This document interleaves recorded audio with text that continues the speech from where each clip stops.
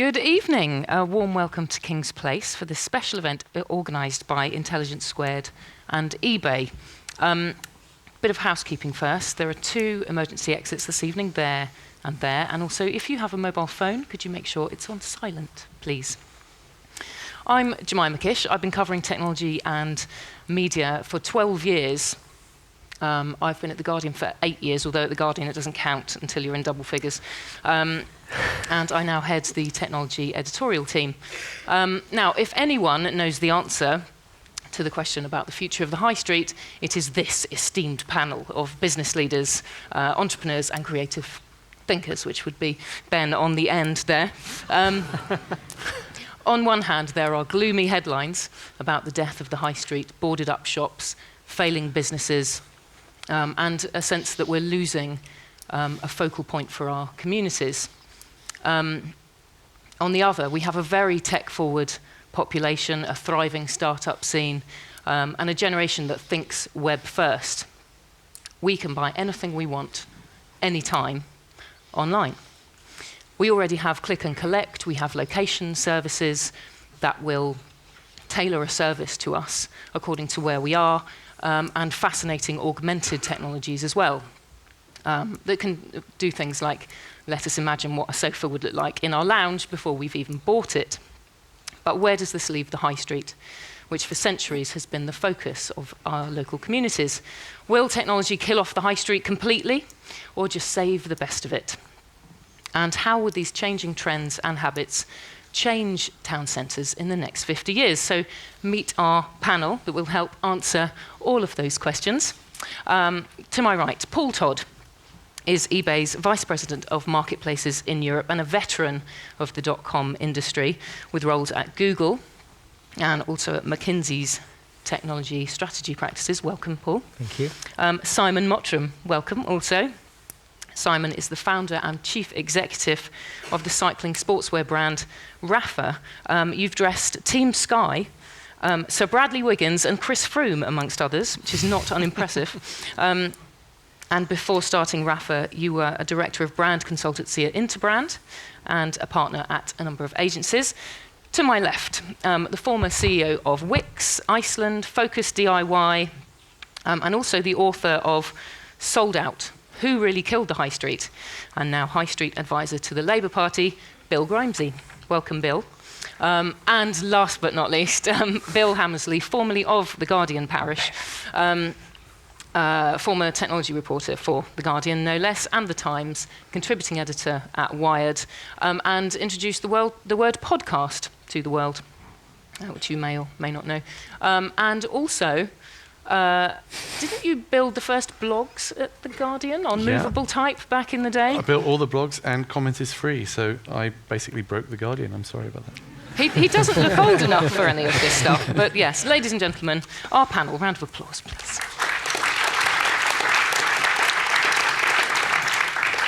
We are going to probe each of our panellists in turn by way of an introduction so that you can see where they come from, what their ideas are, and what some of their initial answers to these questions are.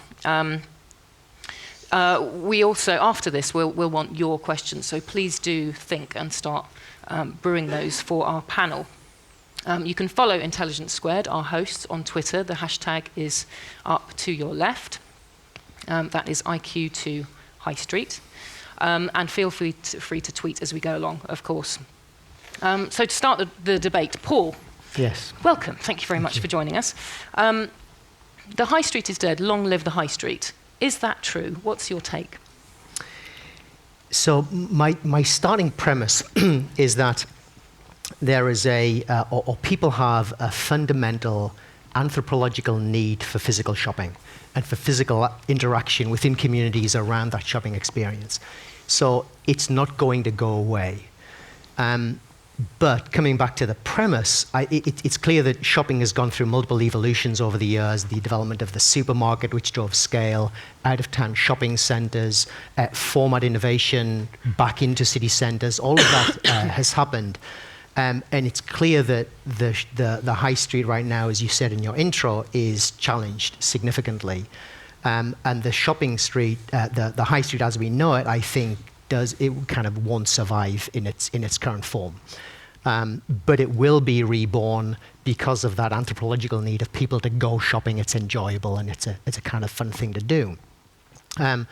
So my view is that I guess the premise is correct. Like it is dead as we knew it, but it will be reborn. My hope and expectation and belief is that technology will play a part in doing that. I think you mentioned some of the ways that technology can help, some of the cool, funky stuff like, will this sofa fit my home? Will these clothes fit me without trying them on? There's some kind of interesting new technologies. But I think one of the most relevant to the high street is the ability to create communities. I think, Simon's site is a terrific example of that, where you bring people together around a common interest. And, I'm from Sunderland originally, in case you can't tell from my accent. And I can guarantee you that in Sunderland we buy different things from folks on the Chiswick High Street. And there's a common interest and a common kind of propensity to buy things. And I think the ability for technology to bring people together around common interests and communities and kind of rebirth the high street is what's exciting to me. And it's exciting, because of the rebirth, but also because it's less of a cookie-cutter approach to high street development. But you recognise that despite people's propensity towards physical objects, Yeah. E-commerce has definitely had a detrimental effect on the high street as well. What are some of the threats to the high street that technology has presented? I think,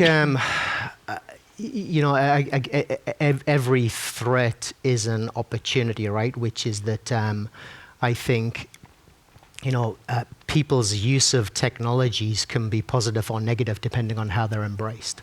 Right? So mobile phones can be embraced and can be a way of augmenting the experience and making it richer and deeper, or it can be a substitute if you separate the two, which is why, from eBay's perspective, we no longer think, for example, about mobile. We think about multi-screen and how you kind of have experiences in the shop, on the desktop, on the mobile, that connect together and create a total experience. So I think every single technology provides the opportunity for a displacement or the opportunity for an augmented, the stuff that you're talking about. Augmented reality can be a substitute or can be a complement, depending on how the retailers embrace those technologies. Is shopping still fun, though? Does the internet take away a bit of the fun element? Hell yes, shopping is fun, right? I mean, first of all, there's more selection than there's ever been, right? So you can, if you're a seller, you can, with the flip of a switch, sell globally, right? We can solve payments, we can solve shipping, we can solve distribution and kind of marketing literally with the flip of a switch. So the ability to shop the world is real, right? And that ability to get incredible choice and selection.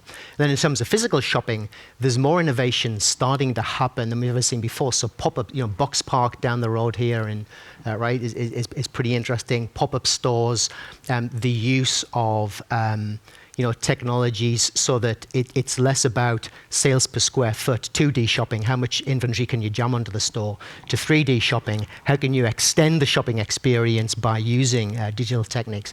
All of that innovation is just making it more relevant, more personal, and for me, more fun. Thank you. Simon, you have your own take on the high street and on retail, and community is a big part of that. Tell us about that. Yeah, I would agree with Paul about community and human interaction. I think where I would start is just trying to understand where does value lie for consumers. And I don't think value is in just getting more stuff. I think it's a bit more complex than that. So I think definitely human interaction and community is a source of value. I think consumers, as we all know, increasingly customers want experiences, not products. So I think if you can provide an experience, then you're going to get more value to the customer. And you can do that online, and we do a decent enough job, but it's much better to do that physically. I think it's much more rewarding, much more valuable. So I think there's something in that. And then ultimately, the biggest value is probably time. And if I'm going to spend my time doing anything to do with a brand or anything to do with commerce, it had better be worth it. So if it's not worth very much, it needs to be as fast and as efficient and get out of the way as quickly as possible. If I'm going to actually spend some time, it's got to be as immersive, as engaging, as rich as it possibly can. And I honestly don't believe you can do that purely online.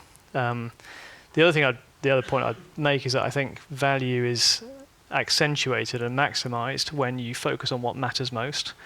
And to me, as a customer, I'm a bit of a Luddite, but I think to a lot of customers out there, technology is not the point.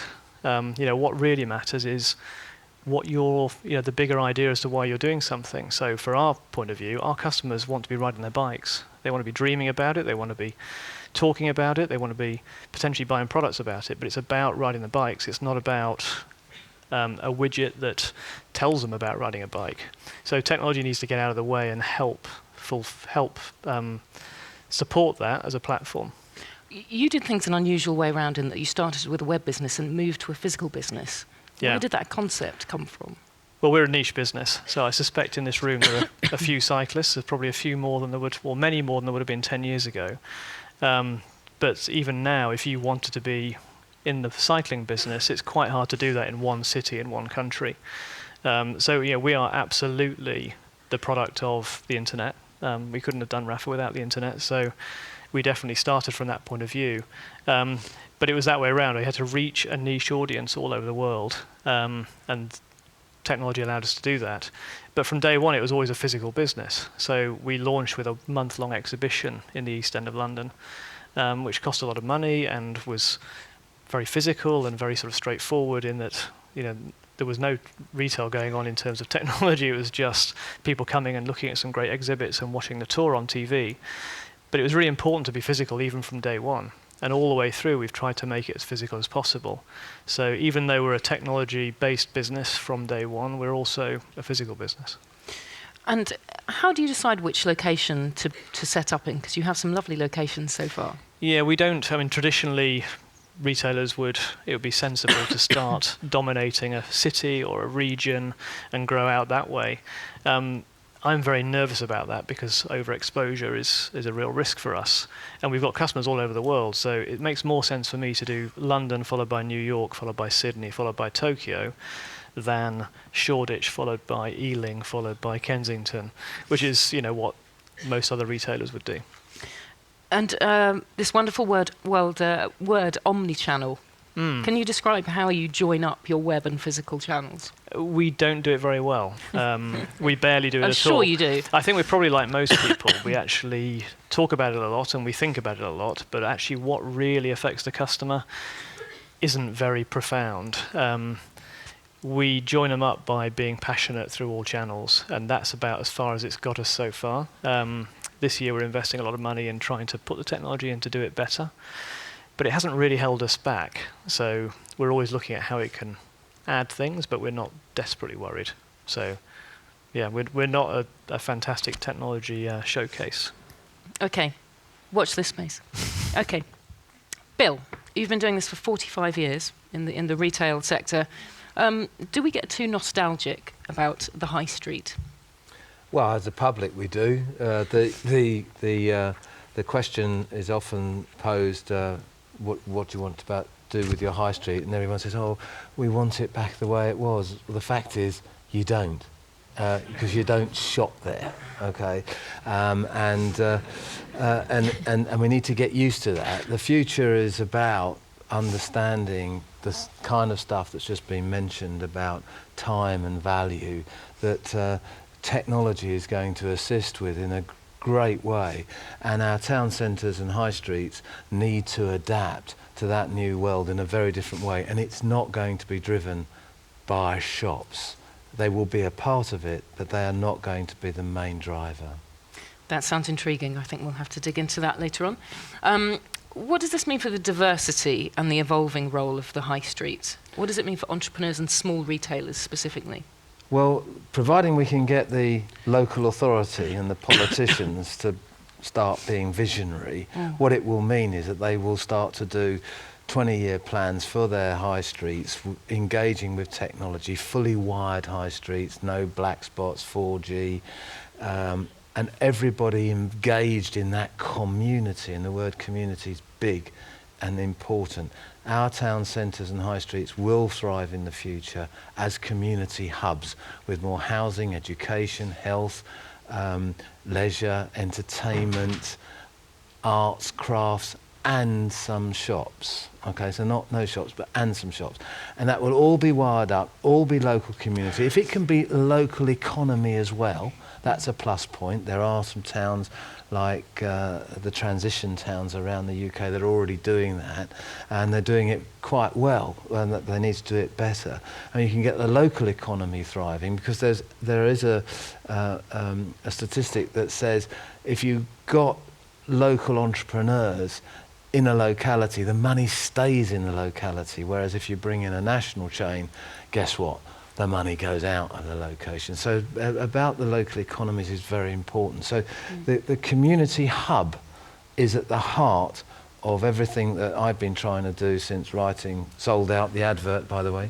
And then moving on to the Grimsey review, which was the alternative to the Portas review, which I took great umbrage over, because I thought it was a complete missed opportunity. We can also talk about that later. Yeah. So yeah, I'm going too fast, I guess. But the fact is, to answer your question, the diversity in our towns will be around. Manufacturing will come back to our towns. 3D printing, entrepreneurism is coming, and it's all going to be aided by technology. It's a huge opportunity. It's exciting. Stop thinking about the butcher, the baker, the candlestick maker, because that era has been and gone. If somebody doesn't put that on Twitter, I'm going to put that on Twitter. That's very good. There doesn't really sound like there's a role for technology in that, though. It's a huge role. Technology is going to drive it. Libraries. We've got to get our politicians to stop shutting the damn things. That would help, okay? yes. And they've got to change away from just books on shelves. They've got to become technology hubs. They're going to be completely different in the future. The reason home working wasn't a success is because people were isolated. If you brought it into the library where they could go and hot desk and they could have coffee in there and they could interact with people, then people would work in that locality. They wouldn't need to go to the office anymore. And that's proper home place working. And so put the library at the heart of everything that the technology for the town stands for, wire it up, get all of the activities engaged in that, and with mobile devices being what they are, as the picture on here is, this lady is carrying her iPad and she's got all these appointments popping up, and she's got people reminding her about this, that and the other. The technology is the driver, and it needs to be used very, very importantly. Onto a slightly different subject. Eric Pickles has sort of dismissed this idea of a tax on supermarkets, saying that all businesses are struggling with sort of disruption, and that supermarkets shouldn't be penalised. What do you think of that? Well, my position is clear. It's number 31 in there. We said that if you were brave enough to do what we were recommending there, in 2014 you would put a one-off levy on all retailers and food and drink retailers that were with turnover of more than 10 million a year and are profitable, of 0.25% of their turnover for 1 year, to build a fund to help build the plans and the visions for producing our town centres and leaving a legacy for my grandchildren that I can be proud of, and not desolate shops, and not being obsessed with this commerciality of shops. It isn't going to work. And so I'm quite clear. The large corporations in this country milked it for the last 25 years. They provocated. I was part of it. I built out of town superstores. I was a new store development director in the 80s. So hey, I'm not without blame here. But the fact is, we did all of that. What is wrong with putting something back and being a part of it?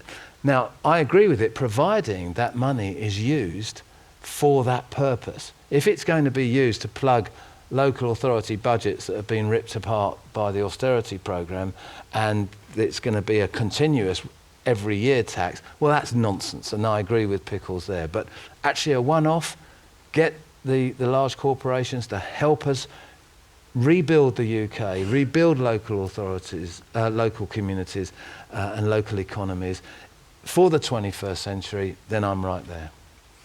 We're going to return to that subject a bit later on. Ben Hammersley, furiously making notes on the end there. Is the high street dead and buried? Are these shops all just being replaced with coffee shops? That's what it feels like sometimes, isn't it? I hope so. The high street is rubbish, right? The high street isn't fit for purpose, or at least the purpose that, as Bill said, is sort of nostalgically held that the high street's purpose is.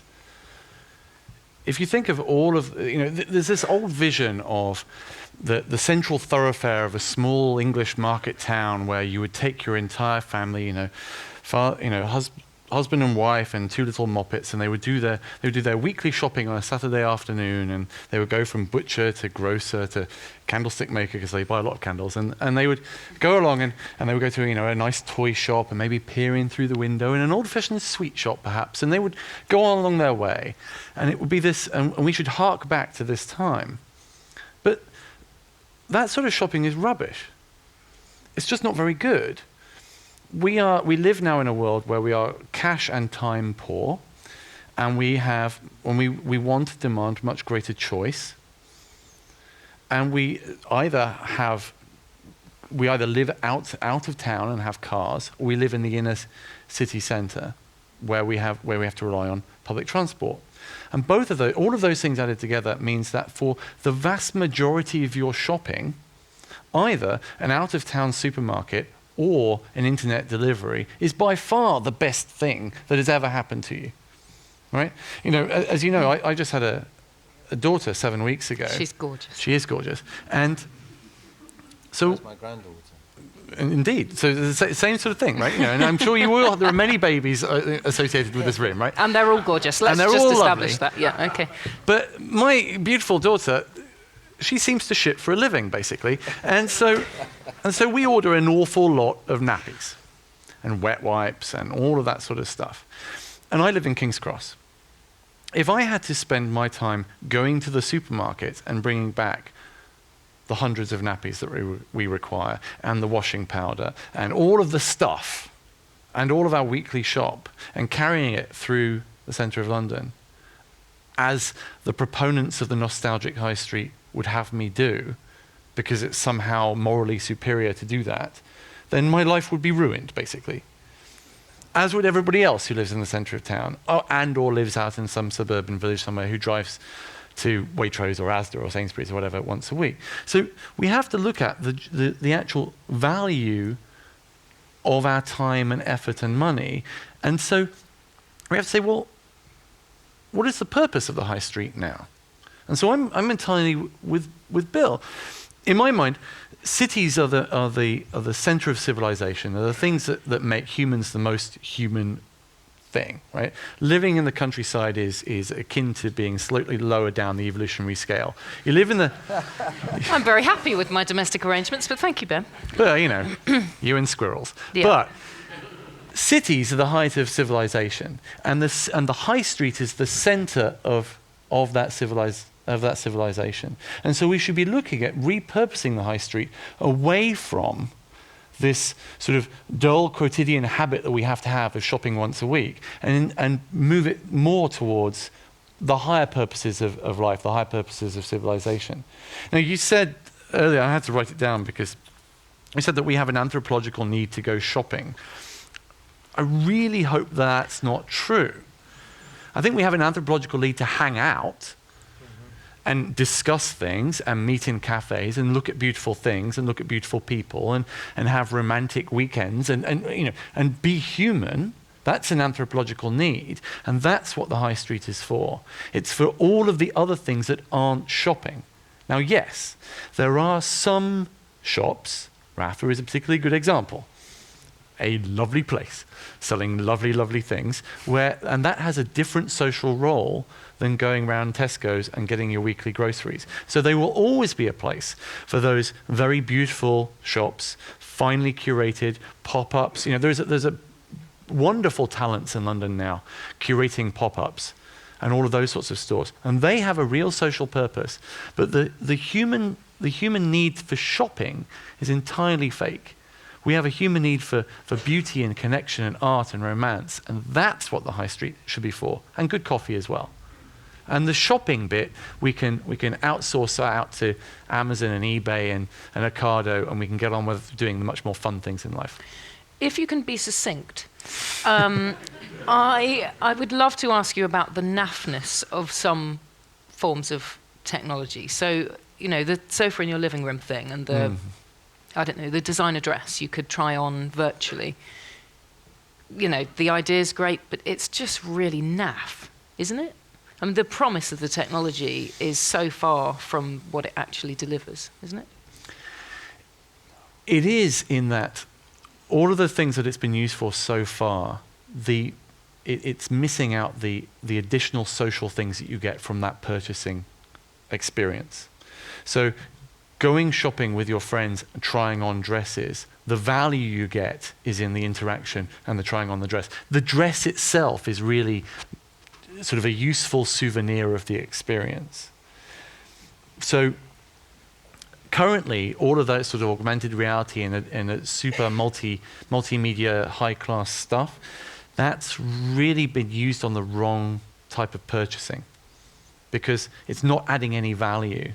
If you're the sort of person who is trying on a £2,000 frock using your iPhone and then ordering it, then it's not really adding any value to you. Okay, that was nice and succinct.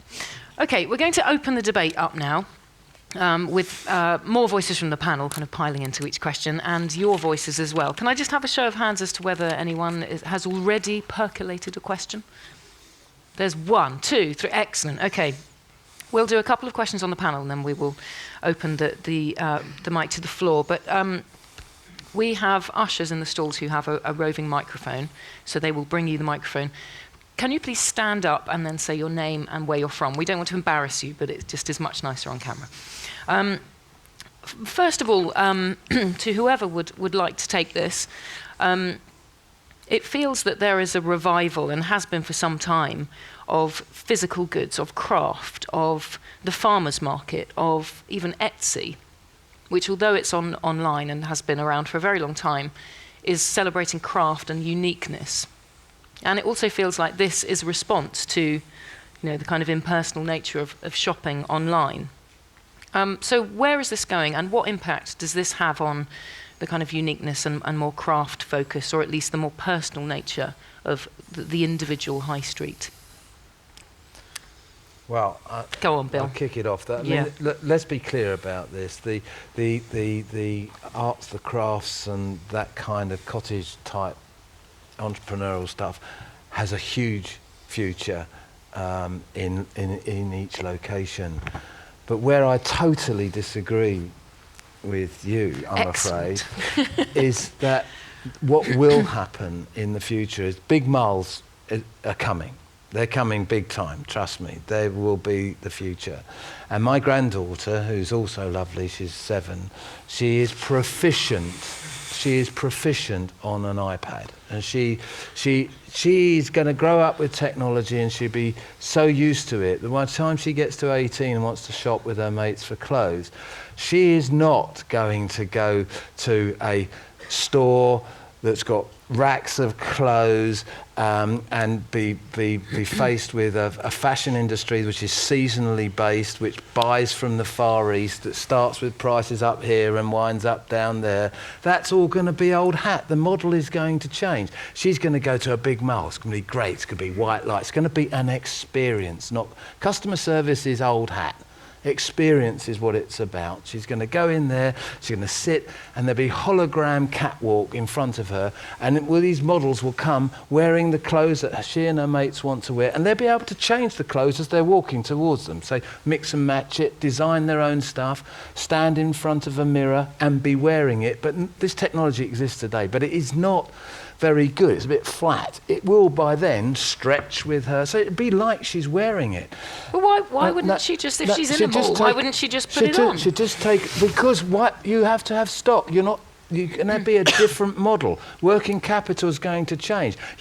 Why not take a picture of her in front of that mirror, which will then take all her measurements? The first thing I do when I buy anything is straight away. The first thing I do when I buy anything is I touch the fabric.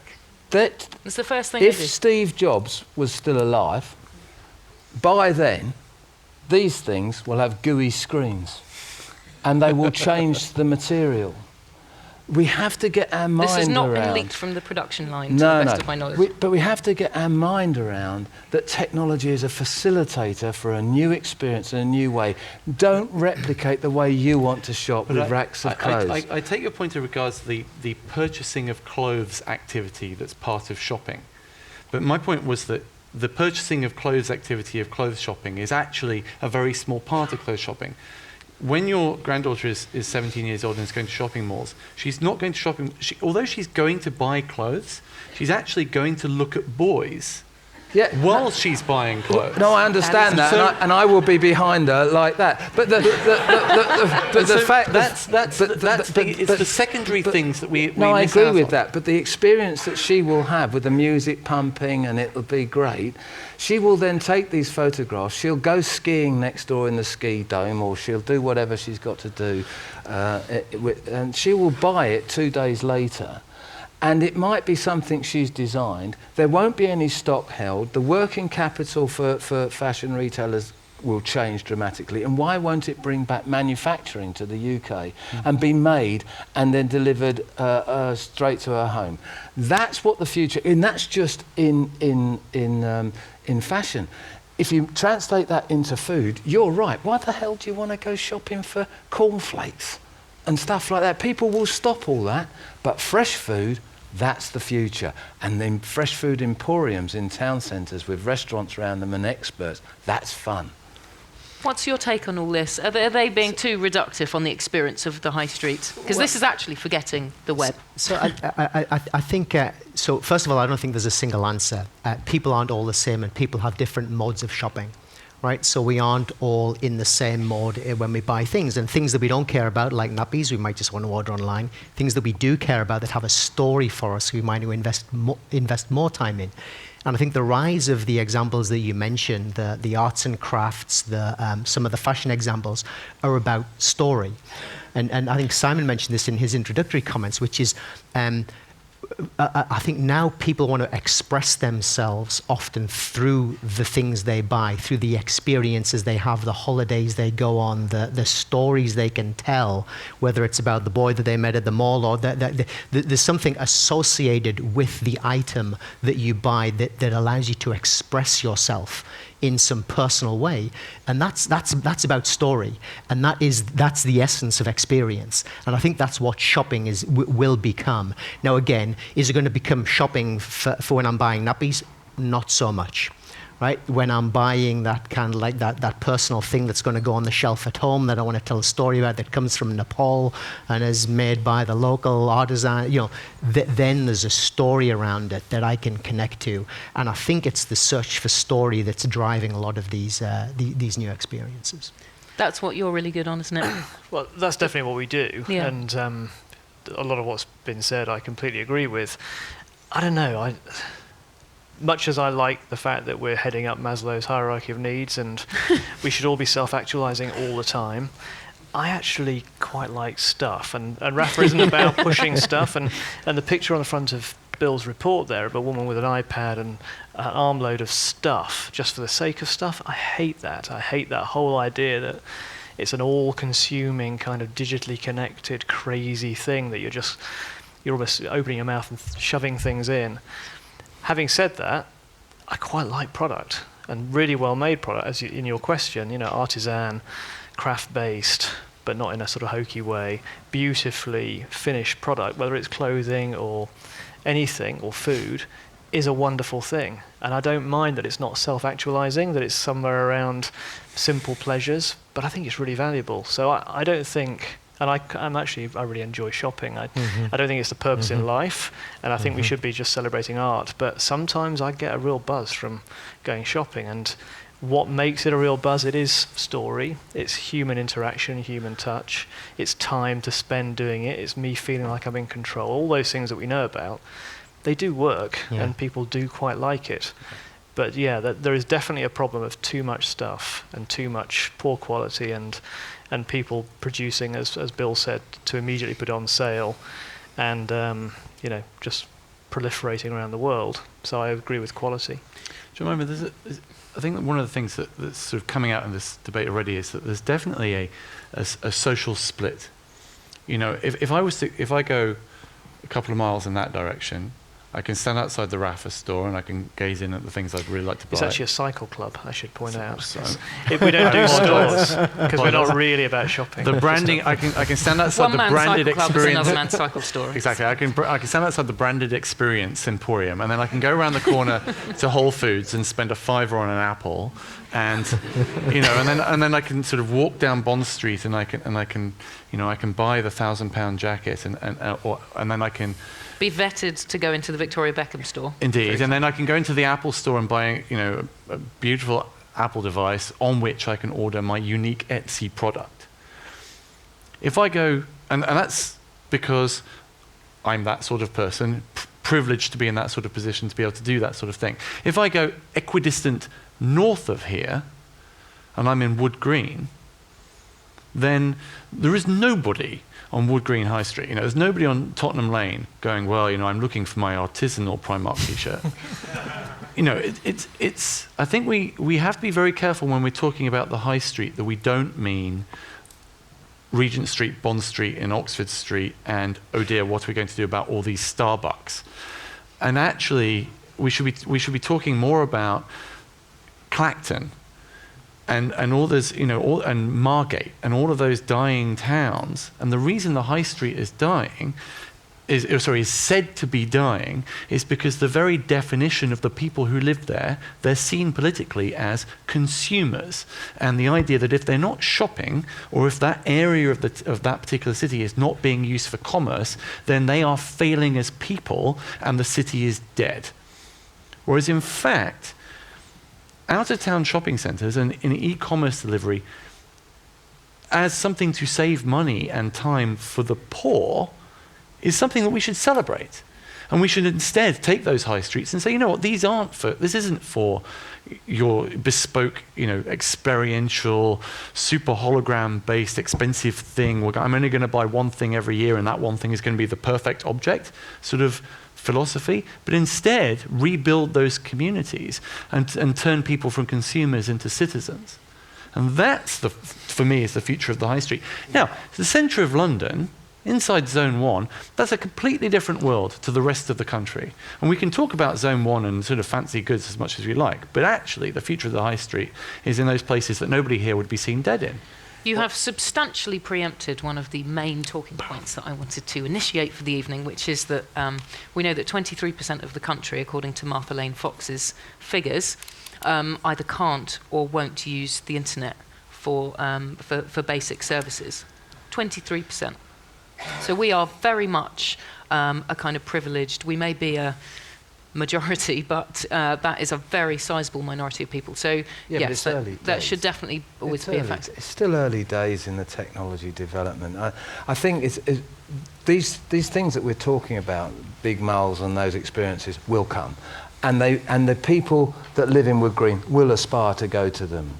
And we mustn't lose sight of that. But the fact is, if you go across the country, we've had 4 years of declining household disposable income. So the poverty that's out there for the real people is absolutely real. This is the politics side of the panel this evening. And that is something that we really have to get our head round. And it's not for tonight, but it's a big, big issue that we need to get our people with more money into their household, and we need to get the productivity that's happening, the benefits of that productivity going to the people who produce it in local communities, and that's what the future's about. I'm going to open out to the floor now. I'm sure our audience will have some opinions on some of the points that have already come up. Do we have any brave volunteers to be the first question from the floor? Yes, gentleman at the front. There's a lady here with a microphone. Please could you stand and just say your name and where you're from? Chris Dawson from Tame Bay. We unashamedly write about eBay and other online marketplaces. My problem with the high street is my local high street is Newbury in Berkshire. It has a lot of charity shops, a lot of banks, a lot of a lot of travel agents, a lot of coffee shops like McDonald's, Starbucks, Costa, Pret a Manger, Greggs. It has a few chains and a couple of kebab shops. There's really nothing to encourage me to go to the high street. what do the panel think they could do? And I really appreciate the fact Oxford Street, Regent Street, have you seen how many Swarovski crystal shops there are?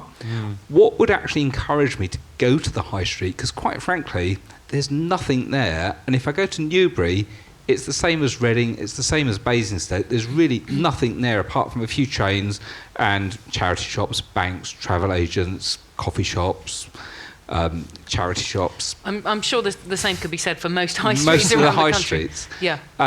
I buy anything I can on eBay because it's easy. If I can't buy it on eBay, I'll look at Amazon. My next door neighbour's child, I've known her since she was 9. She's now 19. She's into steampunk.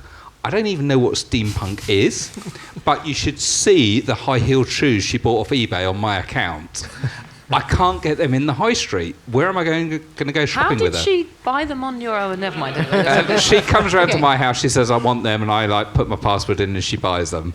And they were quite expensive. But I can't get that sort of thing on the high street. It's very generous. I'm going to have a social shopping experience with my next door neighbour's daughter. Yeah. I can't actually do it on the high street. So the high street to me is dead. Okay. How can you say long live the high street? Okay, very interesting point. Why should we be bothered about saving the high street when it's really dull? Unless you're into kebabs. Well, don't save it by shops. That's the whole point. The high streets that I've travelled this whole year around the country seeing are all like Newbury. The problem with Newbury is, what does it stand for? Why would you go live, work and play or visit Newbury? What's the unique selling proposition of Newbury? What's the local authority, the Chamber of Commerce, the educational people there actually doing to market Newbury and compete? Nothing, because they've got high streets full of charity shops, and if they were in a poorer area, and Newbury's not that poor, in a poor area, if they were in a poor area, they would not just have charity shops, they'd have payday loan shops every 50 yards as well. And betting shops. If you go through Wood Green, okay, where we talked about earlier, the betting shops that you see repeated brands within 50 yards is just mind-blowing. And that's telling you that the fabric of society in Wood Green is a political issue, so let's not go there now. Let's stick with the high street. As we don't have a representative of the Conservative Party. No, and thank God for that. But the fact is, the only way to get our high streets back on it has to start with the local authority. They have to be given the opportunity. They can't do it, they don't know how to do it, but they need to commission a body to actually produce a 20-year vision for how you transform Newbury into the 21st century, populate it with housing, education, health, entertainment, leisure, and some shops, and make it unique. Why would you go there? Newbury? Well, I happen to know Newbury's got one of the highest concentrations of mammal cyclists in the country. Mammals. So I think actually Middle-aged Newbury's... men in light crown. So if I would suggest that as property gets cheaper and cheaper on the high street in Newbury, somebody will open a place for those people to meet daily, because lots of people are out of work and can ride their bikes, and they might have a workshop, and they might have a cafe, and that's where cyclists will congregate and ride from there. And I think the high street needs to meet the needs of groups of people, not just push stuff. So where is this happening, this meeting of what is, obviously you're running a commercial organisation, but there are many others that are slightly more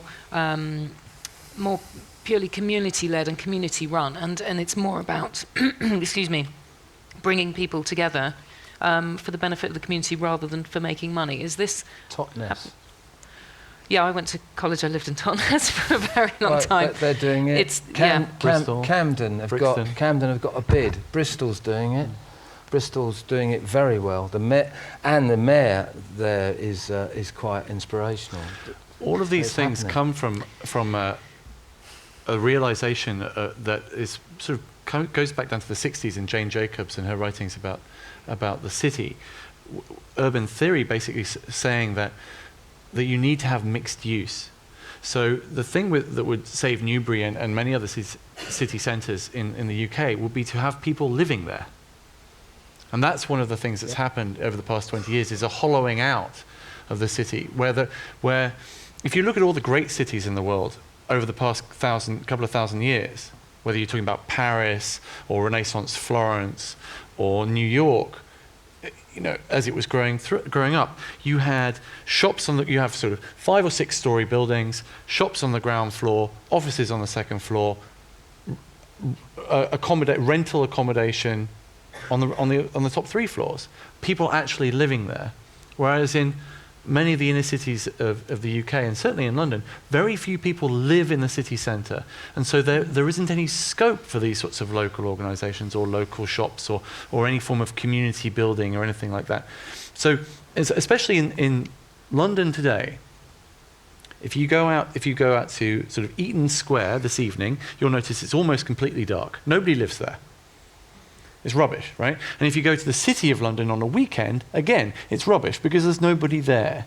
But if you go to the bits of London where people are living, and it's mixed use, then it might be a little bit grimy and it might be a little bit rough around the edges, but it's thriving.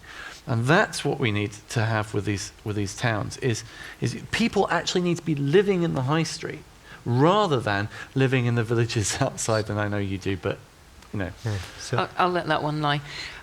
Paul, do you feel any kind of part in the downfall of the high street? I mean, if there is a real kind of relentless pressure on shops to provide real value because they're competing with eBay, and that's sucking the smaller retailers out the high street and leaving it with kebab shops and betting shops. Yeah, is that partly your fault? Thank you for the question. I think we've said it all in slightly different ways. The high street is dead as we knew it, and that was happening anyway. And it's policy reasons, it's planning reasons, and shopping, I think, is a byproduct of that. It's not the core reason. Shopping itself, let alone online shopping, and I think Ben has talked about the need for let me say, kind of a thoughtful approach to planning how people live and where people live and how all of that comes together. Now going back to the original question about shopping, the concept of the store just doesn't fit there anymore. It's just the wrong concept, right? Our model and our view of the store has to be fundamentally different because that doesn't fit. Like you did a great job of articulating one view of the store, which is one extreme example is no physical inventory at all, right? It's all virtual, and you get it made cheaply because there's 3D printing takes a leap forward. That's one extreme vision of where it can go. But in any case, stores have to be much more adaptive. We're starting to see some of that happening with pop-up stores. We're starting to see that happen with much less space dedicated to the front of store and more dedicated to the back of store. We're starting to see some of these, but the model of the store as we know it so I'm sorry, Newbury, you're not going to get the shopping high street that you imagined. It's just not going to happen. There is going to need to be a fundamental shift in the store or what it means to shop. And it might not be a fashion store. It might be cross-category. It might be, it's the crystal ball now fails me, right? But it's going to be fundamentally different from the model of the store that we've had. And that then will fit within the context of a different experience for people living in those centres. There's one other issue as well about immediacy, that the benefit of shops that we do choose to go to buy products in the moment, we get those products to take home with us. And however brilliant and comprehensive the internet is, we still have to wait 24 hours at least for the thing to arrive. What is going to happen to change that and to make it faster? Because that's where it really needs to compete, isn't it? Same day delivery. Amazon are testing it in New York Depends where right you now. live, though, doesn't it? Sure, which is why living in Newbury is not going to be any good, but living in central London. Well, not everybody lives in London, I feel. You'll get same-day delivery to Newbury and to where you live. That'll come. It'll come. Don't have to worry about By it. drone?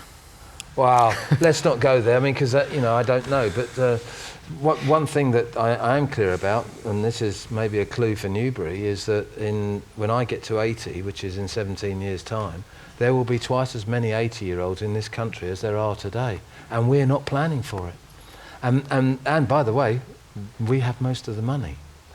So what are we doing with these town centres to deal with that? Why, I'm not saying you turn the centre of town into a geriatric quarter, because I don't consider them. Hopefully, I won't be be like that when I get there. But it is an opportunity to get us out of the houses we're rattling around in, get the right families living in those, and get us into communities using technology and changing the shape of Newbury. And 24-hour same-day delivery will come. It will come. As a wider social good, that actually makes a lot of sense, because we already know from a public health point of view that isolation is one of the most costly things for old people. So even just subsidising the high street to be places where 80-year-olds can gather together and talk about the war. He looks good, doesn't he? Talk about the war. That was a bit low. Yeah. Maths wasn't your good point, right? Were this original tastings or something? I'm not sure, but that we have to again start to look at the high street as part of a much wider, complex social set of issues, yes, rather than just how can we bring back some sort of nostalgic view of small shopkeepers. It's that small shopkeeper, independent store thing is taking money and time from poor people to subsidize a nostalgic shopkeeper like memory. I would just push back a little bit on two counts. One, I think small stores will always survive, and I think high streets, per your vision, will have small stores in there. They'll be on the ground floor and there'll be other things above them.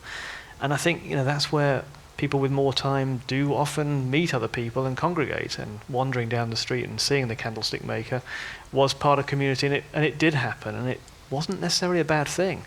And actually the people in Wood Green, who perhaps don't have quite as nice shops as are in Brewer Street, they do hang out and have a good chat, and I think that's not so bad. So yes, so I think small stores will definitely continue, and I think people enjoy the actual interaction. Sometimes it doesn't matter what the product is at the end of it, or even if there isn't one, if you just go and have a browse and a chat. Yeah. And that's what we find in our You place. are absolutely right, but I mean, you must get off the Wood Green and the London thing, because these places have got lots of people, and there's lots of people living. Let's get away from them. Let's go to the Newburys and that part of the world. You're right, there will be a room for small shops, but not as many as we used to have. That's the point we've got to get our heads around. So what do we do with all of that retail space out there? And it's not just the shops in the town centres. What's coming round the corner is the out-of-town B-grade shopping parks. They are going to be tumbleweed parks in the next 5 to 10 years. What are we going to do with them? What's going into them? There's just so many pound shops and B&M bargains that you can put in there, and then you run out of ideas. So are we going to turn them into health centres like in the US, where you've got everything in one place? Are we going to get dance halls for older people and things like that? And it'll be rock and roll, not the waltz or whatever. But or whatever was around in the war, because I wasn't there. But the point is, this needs visionary planning, and it is not happening. That's the point. The politicians are sleepwalking into a catastrophe, and we will have ghost towns. If I tell you, in Morecambe, which I visited, 33% of the shops are closed, boarded up. That's 1 in 3. It's an awful place. Margate is a dreadful place, and is never going to come back as all those small arcades in Margate are never coming back as shops. Do something different with it. Don't try and get Mary Portas to go down there and make it Margate's good for a nice weekend, I'm sexy keeping weekend. a tally of digs against it, Well, no, I don't. I've given up digging against Mary, because there's no point. The fact is, it was wrong, and I think most people saw it was wrong. We need to do. It's a wider issue. She was invited, couldn't make it. I'm reliably fine. informed. Okay, there might be some planners in the audience. I don't know. That could get exciting. We're going to take 2 questions. It's a gentleman at the back there, and okay, gentleman at the front here. No ladies. Okay, yeah, you go first. Yeah. Thank you. Hi, my name is Eric. I work for a retail media agency here in London. And my question is for the panel. I know initially you spoke a lot about the importance to the community and the impact they have on the high street. But I just also wanted to find out from you, in our day and age right now, we see a big influence of social media and how feedback is given from the consumer or the shopper back to either a store, a coffee shop, or a restaurant. Do you see the shopper or consumer having that same impact or even more in time, and in a sense controlling a way a store, a high street area may perform and act in that sense? That's open to the panel. Okay, and we'll take one other question at the back there, just so we can answer two at once. Hi, can Hello. you say where you're from? I'm Sean. I'm from Paul Smith. I'm actually only 26, and my question isn't all that unrelated to the gentleman at the front. And it's, are we really listening to the people that are going to define what the high street is in 10 years, let alone 50 years? Because I don't really know what a high street is, and I'm 26 and I was born in 1988. But I know there's loads and loads of people that are younger than me that definitely don't know what a high street is. And I'd just be really interested to know if the panel are actually listening to people and taking that into account and kind of dreaming up this wonderful vision of a future high street. Great question. Yeah, I suspect maybe the concept for this evening wasn't dreamed up by somebody born in 1988, but never mind. It's just depressing for us, I suppose. Okay, so yes, are we really properly in tune with new behaviours and an entire new generation? It's kind of cuts across both questions, really, but also people's experiences of brands on social media are actually quite different to their physical experience. Who would like to start? Ben? Sure. You're giving me the eyebrow. No, I don't think. I totally agree. I think that the vast majority of the discourse around the future of cities is absolutely sort of age-based, mostly by people who want to live in Downton Abbey. There's a Twitter? there is a definitely, especially outside of London, there does appear to be a militant form of nostalgia, harking back to some form of slightly post-imperial, before all of these immigrants got here, form of England that never really existed, that's tied in with all sorts of other things, and the high street being the most visible and tangible symbol of all of the things that have gone terribly wrong, since decimalisation. It's become a touchstone for people to rebel against modernity. Now, happily, as Bill said, in 20 years' time, they'll all be dead. And then we can get on with making the rest of getting on with the rest of the century. But until that time, I think we're just going to have to put up with the fact that there's going to be this thing called the high street, which you don't remember, which people will be talking about, and you'll just have to sort of nod along and just, humour them. Whatever. Yeah. Because I think there is this harkening back to a time which never existed, and with that an enforcing of social norms which are completely out of place in the modern world. We'll be debating whether or not we should have Sunday opening again soon. Can I just go to Paul? Is the high street just a way of rebelling against modernity? Actually, that would be quite good for you, I suppose. Do you represent modernity here? I hope so, actually. I think that I tried to allude to this when I opened up, which is that I think the insight is there and it already exists through the networks, the online networks that exist, right? The communities are already there. What we haven't figured out is how successfully to meet those needs. So let me go back to the shopping example, right? So the insight already exists as to what people buy and where they buy it. Like, people in Sunderland buy stuff that's different from Wood Green, that's different from Brixton, right? It's kind of, there are local variations, so you can figure out what people want to buy and meet that. You can figure out community interests, right, from the social networks that you can figure out a lot of these stuff. What we haven't done yet is experimented enough to figure out how to meet those needs. And I think these guys at the end have said we haven't planned enough to construct the environment in which that experimentation can happen, right? So I think the insight already exists and it is there, and you can listen to it, you can see what people want to do.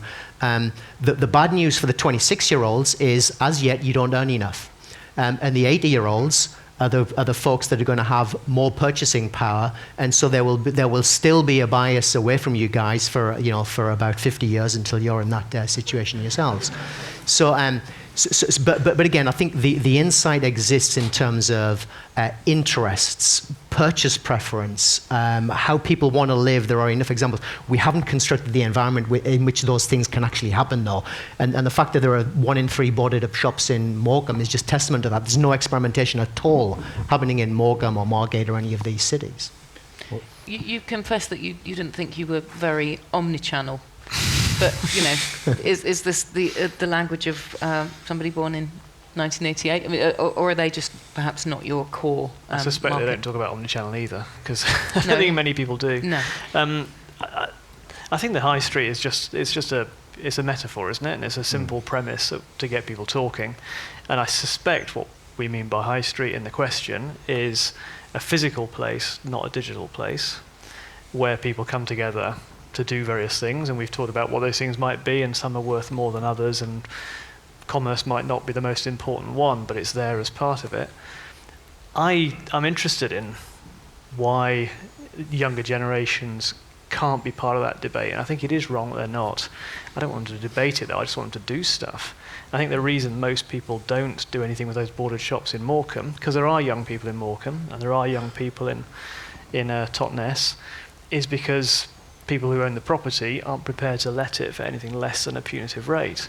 And it will happen where those things finally do crash down. And I'm sure we've all seen it. When property is really cheap, people move in and they try stuff. And I suspect I want people who are 26 to try stuff, not people who are 66, although you'll get older people doing it too, I'm sure. But the state of property in this country, that is surely never going to happen. As long as property is run for investment rather than social benefit. It's as unlikely as accurate planning, by councils. I think it's perhaps more likely. So that's what I'd like to see. And I think to your question about social media, I think it's fantastic that it drives away the people who aren't very good. I think it's really important if you're going to stand up and say, come to my shop to buy stuff, or come to my shop to watch TV, watch bike racing and drink coffee, which is what we do, you've got to be quite good at that. And if people can tell everybody else whether you're good or bad, that's only a good thing, I would think. Great. Okay, we're going to take 2 more questions from the audience. This gentleman there and the gentleman in the middle. Go on then, Bill. A few minutes. Well, not only because I do think there are 2 points to make. First of all, the good news for the 26-year-old is straightforward. Your generation is going to shape the future. The entrepreneurs out there of your age group are going to make the difference. So that's going to happen, because that happens with every generation. And as far as the media is concerned, we are seeing a balance of power shift here. In my lifetime, I've watched the retail industry move from manufacturers and brands controlling the industry to retailers controlling the industry because of the advent of technology and the barcode and information. And now we're seeing consumers will start to take the balance of power, and they will start to they can purchase better, and they can use that media to actually make the right choices and to talk about the bad experiences. So I think that's absolutely going to happen. But you 26-year-olds, you're the guys that are going to shape the future. And if we can get our local authorities to start planning and engaging with the young people as well, it will happen. And trust me, by the way, we're not as bad as you think, us oldies. I like to think of us as citizens first and consumers second, but that might just be me. Yeah. Right. Okay, there's a gentleman here on the aisle, a gentleman here who has the mic, and there's also a young lady in the front row on this side, I think. Yes. Okay, hi. Hi, my name's Henry. I'm from a company called Trend Watching and also a charity called 3Space. And I totally agree with Bill, because what we do at 3Space is we take empty commercial properties that are boarded up and open them to other charities and startups and communities. But then you face the councils who deny you rate relief because there are too many charity shops on the high street. Or you face the property people who say, but we can't let this for less than 10 years, when we need a stable rent. So I think, on the one hand, yes, there are a lot of barriers and there are a lot of people pushing for the experimentation. But, how do how do we meet in the middle, and will it happen fast enough? That's my question. More Great of an question. observation. Gentleman just on the aisle here, thank you. Thank you. My name's Ian McKinnon, live out around Gloucester Road. And one question I have, and I'm sure the answer resides in your panel, is just how desperate the circumstance is, because e-commerce has grown at X% a year, every year for the past, 15. And retail sales are pretty much a fixed percentage of every GDP. Some people think it's going down, some people think it's going up. It's pretty much steady. And I observe, which is maybe slightly tangential, but in developing countries like China, they're never going to have a high street or a mall. They're just going to buy from Alibaba, just like they're not going to have too many landlines. And it's going to happen in India too. The companies exist. And a high street is a cultural, historical thing that you better find something to do there. But I think the circumstance is financially absolutely, provably desperate. And more time, less money for the high street. I don't know how much money goes away each year, but the shops aren't boarded up because the money's getting better, and I think there are going to be more boarded up shops. So I'd like to hear the panel respond to how, you probably never fully recreate it, but movie theaters, dance clubs maybe, but there are probably other activities would be quite helpful. But it'd be interesting to see if there are other social things that can be done there. Okay, and there's a young lady just in the front here. Anna Barkilner from Made.com.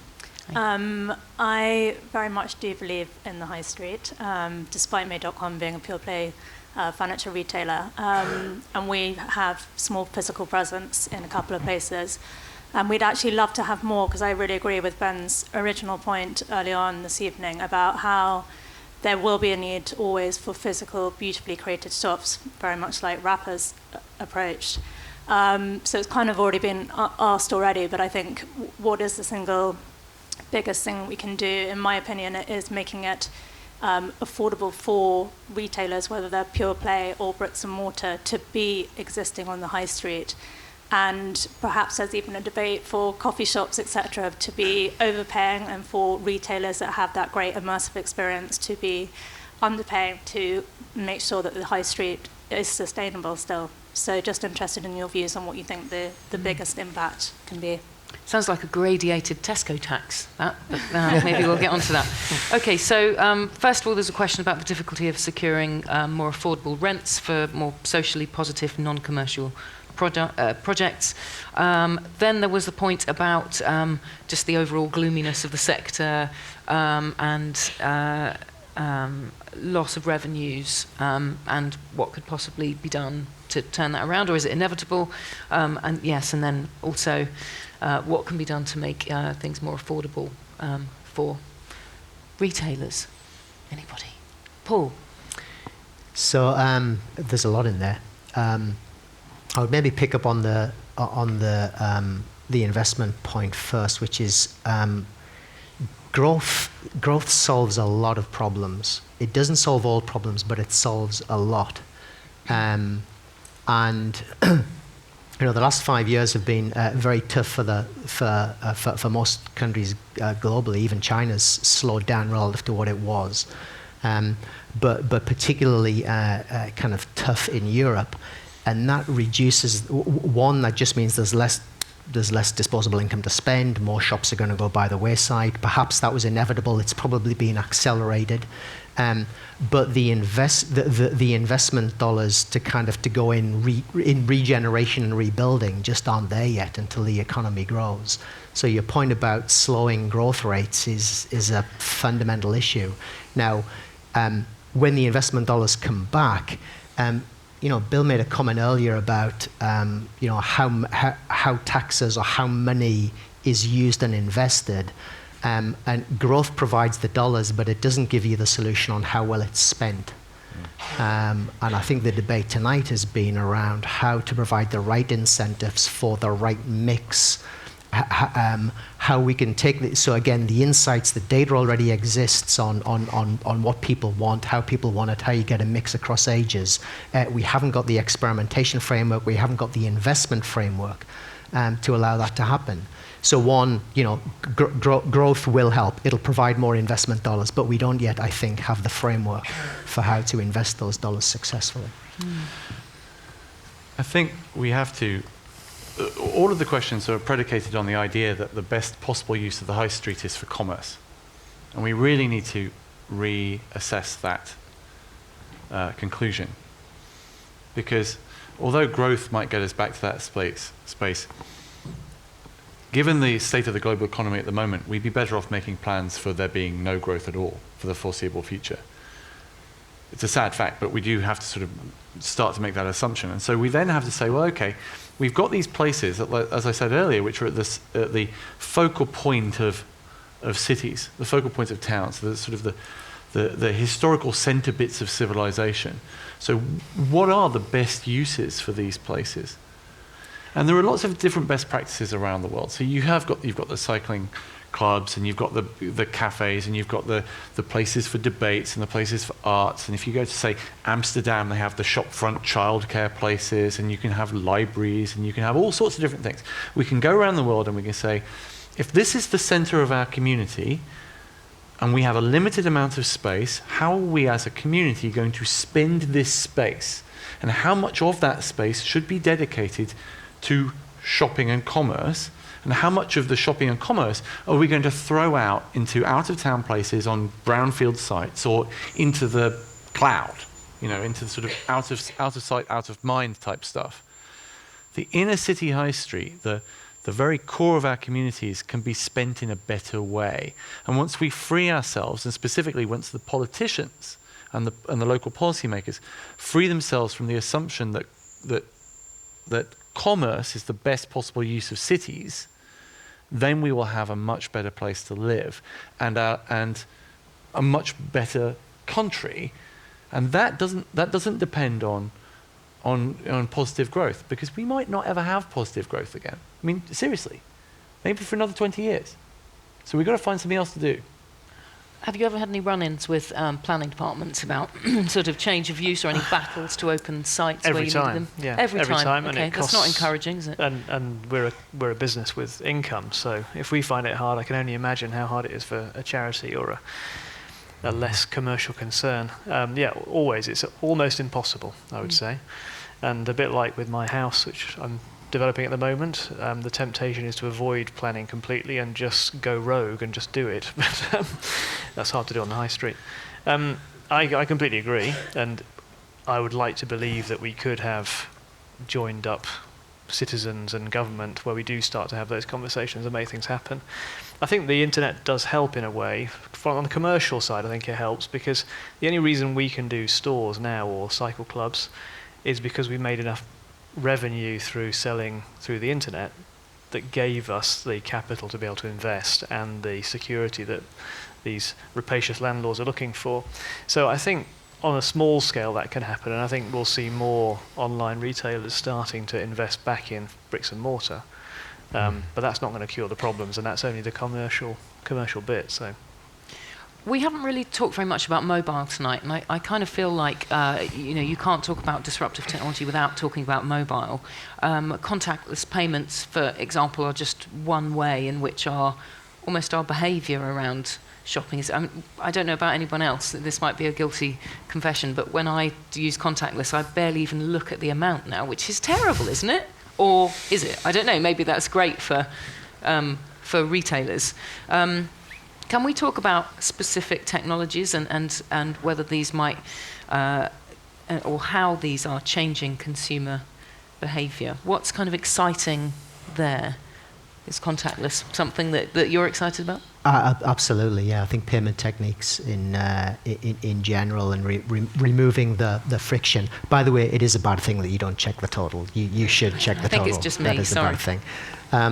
But yeah, anything that kind of removes the friction from an experience is positive, right? Whether it's buying diapers or kind of paying for things, that's not the piece that you want to engage deeply in. That's not going to create the story. So I think removing that friction, and there are a lot of technologies that do that. You know, we were slightly disparaging about some of the fitment technologies. You know, but I think some of those are going to be pretty important. So. You know, we've had a lot of success at eBay with parts and accessories fitment. Like, does this bolt fit my car? Right? Pretty simple. But actually, the product catalog to solve that problem is significant, and you can unlock incredible value for consumers and for sellers by kind of solving that fitment. And so, does it fit in my? You know, I think fitment has a long way to go. There's two sides to it. There's consumer readiness for adoption, which isn't quite there yet. There's the incremental value in the experience that isn't quite there yet. But I think when we solve that, we unlock a lot of value, and we're certainly investing in some pretty interesting technologies to move that forward. I'm going to be really mean at this point and pick on Rob Skinner, who's sitting in the audience, who is a bit of a wizard in this department. But Rob, could you introduce yourself and what you do? Yes, hello everyone. I'm Rob Skinner. I look after comms for PayPal in the UK. And would you mind standing? Yes, of course I can. The interesting thing is how technology changes and the way we all live our lives change.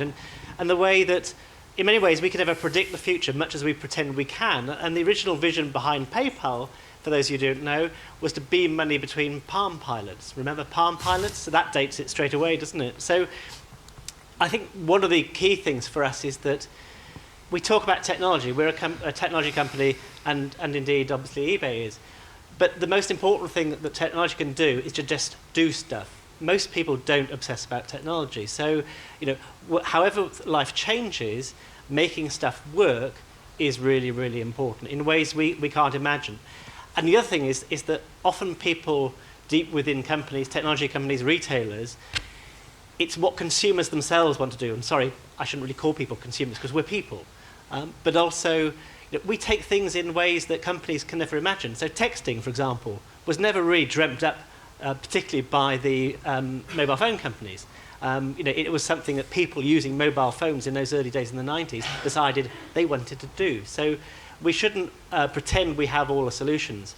But I think on the payment scene, I think again, the blurring of the line between the high street, between the online world, and a mobile at the centre of things is really, really important. And I say, you know, none of us can quite predict the future. That's what makes the future so exciting. But you know, that would be my contribution. Well, just 1 second, Ben. But what's the one technology or the one improvement that you would personally like to see on mobile that you think would really make it that much easier for consumers to buy things from their mobile? Well, actually, what I would say is it's not necessarily about the technology. It's about connectivity. Again, really, really important. Today, for example, I was on my phone. I thought, why am I not doing anything? And a Wi-Fi network had sort of taken over, but it hadn't told me that it was trying to take over. So it's often the simple things like that which actually unlock the door. And that's often the little things that actually really get in the way. And that's why I say technology should be seamless. It should be in the background making things happen. There's something else the government needs to sort out is infrastructure, but that's probably another meeting. Ben, yes. I think one of the interesting technologies that's come out of the past couple of years, and it's come from PayPal and it's come from a couple of other companies that's really made a difference to this sort of debate, has been the ability for relative amateurs to get a merchant account to be able to take card payments. In ye olden days, as you'll know, right? A couple of years ago, yeah. A couple of years ago, getting a merchant account to be able to take credit cards was deeply painful. And now I can go into the Apple store and I can buy the PayPal little widget for, is it 49 quid or something, and I can take card payments. Or in the States, I can get a Square dongle for free, I think now, and take card payments pretty much anywhere I want. And that suddenly means that you can have market stalls taking car payments. You can have, car boot sales taking car payments. It suddenly unlocks all of those sort of semi-amateur, coffee stands on the side of the street type businesses to be able to take modern payments. And that's a fundamental change. And it's those little bits of infrastructure that will enable this sort of blurring of the lines between community and commerce, and the enabling of the stuff we've been talking about. There's also there's another one in Sweden called iZettle, which does the same thing, and there's a brilliant Swedish site called Ticktail, which is probably most of you will know this, but it's as easy to set up your own e-commerce site as it is to start a Tumblr. It's a very beautiful site. Anyway, we are going to take a couple more questions. So those of you who are desperate, there's a chap there whose hand shot up, and the lady at the front here.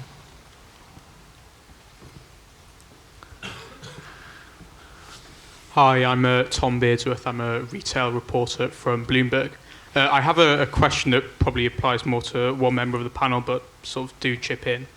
One of the themes in the grocery sector is the discounters becoming dominant, squeezing the big four. But one of the exceptions to that is Iceland. Iceland has had a pretty rough year and a half or so. It's kind of lost sales, lost market share. My question is why?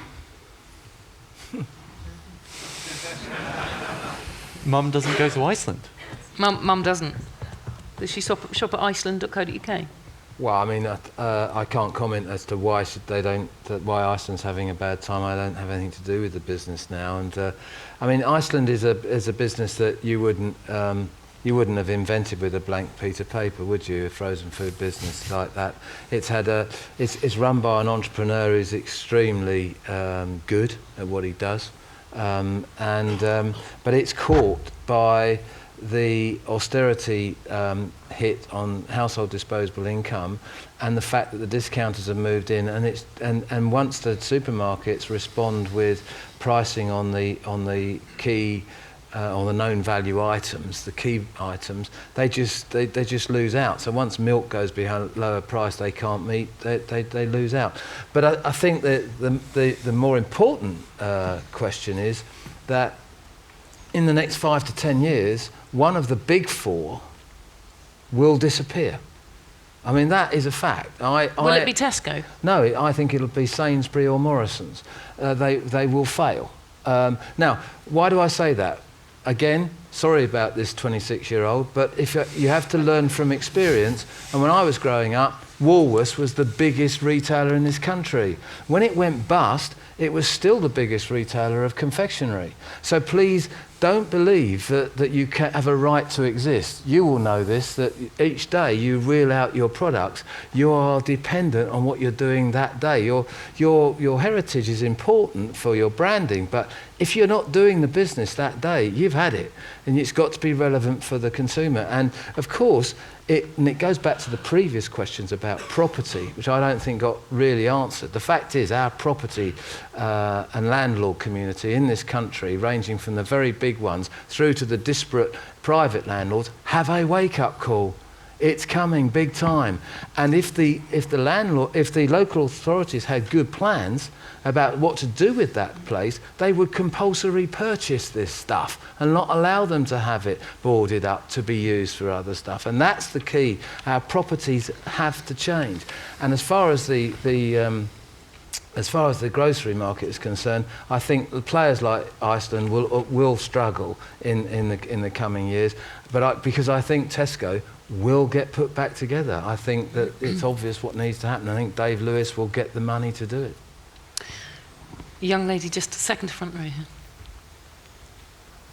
Hello, my name's Elizabeth. I'm 26 and I do actually remember the High Street, and I remember Woolworths too. I have a question about the physical form of the High Street. I'm currently studying the urban growth and urbanisation within London from the 1500s onwards. And it's obviously, as you know, the High Street is a Roman infrastructure that as urbanisation came in, it grew and it became bigger, and as transport grew, the High Street grew and individual shops came down individual streets. And basically my question is, is the form of the high street still working for us, or is it restricting commerce? Should we look more outside the physical form of one street and into individual, smaller communities? Okay, so it's great. Okay, so briefly, would you like to take that? One quick comment maybe, which is I think we've made the point before, I don't think we're solving for commerce. I think we're solving for a vibrant community centre. And the form constrains that in some... I think one street can work for a form of community, right? I don't think there's any reason why you can't make a community, kind of start off in that, and then if it spills over, you figure out how to spill it over. But I don't think there's anything about what we've said about the need for an integrated community centre rather than a city centre or a town centre, or a centre of community that has experience, that has some form of shopping in a different format than it has kind of previously been. I think you can make that work with format. You might design it differently if you were starting from a blank piece of paper, but we have beautiful town centres and city centres up and down the country. You can make it work. Now, you have an example of a new street, not 5 minutes walk from here. It's called HS1. St Pancras, that has grown up out of nothing, has 56 million visitors every year. Only 12 million of them go overseas, so they're international travellers. The rest are 30 million of them are commuters, and the balance, which is about 14 million, are local people that go there for meetings, they use the hotels, they use the restaurants, etc. That is a new high street. Now, guess what it's doing to the high streets up the commuter line? Because the dwell time of the commuters in St Pancras is now going up. So they're not shopping in their high streets where they get off. So it is changing, and it's going to be different. So in terms of urban planning and the high streets of the future, you've got an example of something that grew out of nothing and is now a great commercial centre. So it can be done. From a historical urban theory point of view, you have clustering of different types of, in different cities you have clusterings of specific genres of shops. So, famously in New York you have the one street which is all restaurant supply stores, and in Florence, as I mentioned earlier, there's one area which is all glove makers, and another area which is all leather workers. And many cities around the world you can see that pattern, that sort of clustering around specific genres. What seems to have happened with the high street is a clustering around the genre of shopping as an activity. Recreational shopping, the thing we do on a Saturday afternoon, we're going shopping. And I wonder if the reason that you're asking this question is because the activity of shopping is no longer a recreational activity. It's no longer there's no longer a reason to have a high street for just shopping. And that might be the reason why these things are becoming more disparate, because it's just not a recreational activity anymore in the way that, say, hanging out in the pub would be. I'm going to be really mean now because we need to wrap up very soon. I'm going to ask you to come up with a tweet-length summary of what you think the future will be like. So one thing, one nugget of sort of inspiration to leave our audience with on what you think the key issue to sort out, or one of the most exciting technologies to focus on. Who would like to take that, having had 10 seconds to think about it? I might let you do 140 characters, say, Ben. Okay, I think the future of the high street is a gathering place of citizens to be the best humans they can be. Is somebody tweeting this? Okay, good. The future of the high street is what Ben said, provided that the local authorities get a grip and start to plan for it now. I think you just about got away with that. Simon? Shopping's not all bad. Okay, nice comeback. I think the high street has a vibrant future if we can get out of our own way, and I think commerce does fit within that, but it will be fundamentally different. Great. That was surprisingly succinct. Congratulations all. Okay, we've covered so much stuff tonight, and I feel like we've only just started exploring some of these quite enormous issues, not least the ones about planning and landlords and governments and Newbury, but also the technologies themselves. There are so many, and there are new technologies and startups coming out every day, so it's just virtually impossible to keep on top of that. I suppose the one key message is just to be really open-minded and really sort of exploratory in all of these issues and in all of the technologies that everybody in this industry is having to address. Thank you very much for coming and being very patient, and for your great questions as well. Paul Todd, Simon Mottram, Bill Grimsey and Ben Hammersley. It's Grimsey. Yes. Grimsey, sorry. I think I was thinking of the DJ. Yeah. But then, okay. And thank you very much to all of you. Feel free to continue the discussion in the foyer where drinks are being served. But from me, Jemima Kish, and from all of us, thank you very much and good night.